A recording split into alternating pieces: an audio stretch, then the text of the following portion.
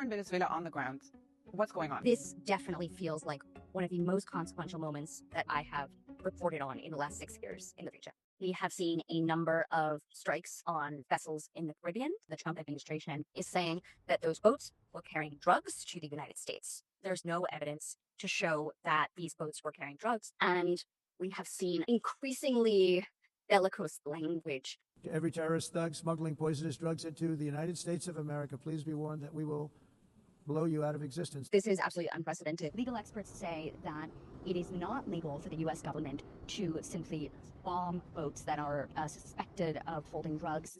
So we started talking about these strikes on those boats, but this isn't really about boats, Julie, right? The U.S. has sent warships, aircraft. There's 4,500 troops. What's the real goal here? There are many security experts who look at what's happening and believe that the real goal is some kind of military action taken inside Venezuela. And people have been talking about maybe the Trump administration or factions inside the Trump administration jockeying for regime change in Venezuela. Is this something that you're hearing? I think there are folks on both sides. There are some people who say that they are very much in favor of U.S. action inside Venezuela, and they have said, we are ready to take power as soon as the U.S. does something to remove Nicolás Maduro. There is another faction that is against, that says no, further military action is going to cause chaos. What's the response been in Venezuela? The Maduro government is preparing on multiple fronts. You do see them doing these military operations in the street, saying that they have 4.5 million milicianos ready to defend the country. Through these military exercises, they're projecting somewhat to the Trump administration that they're not just going to roll over and do anything, but I think actually mostly they're projecting to people inside the country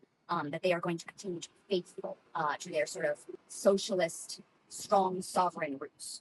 On the other hand, they are asking for dialogue, openly trying to convey this idea that what they want is peace. They don't want some kind of military action. They know that that would be really devastating. And one thing that I really hear on the streets is that even among people who don't necessarily support Nicolás Maduro, there's a sort of visceral rejection of the idea of the United States coming in. Individuals inside Venezuela are very conscious that U.S. interventions in recent years have been very, very costly in terms of lives, money, and political capital, both inside the U.S. and in the countries where those interventions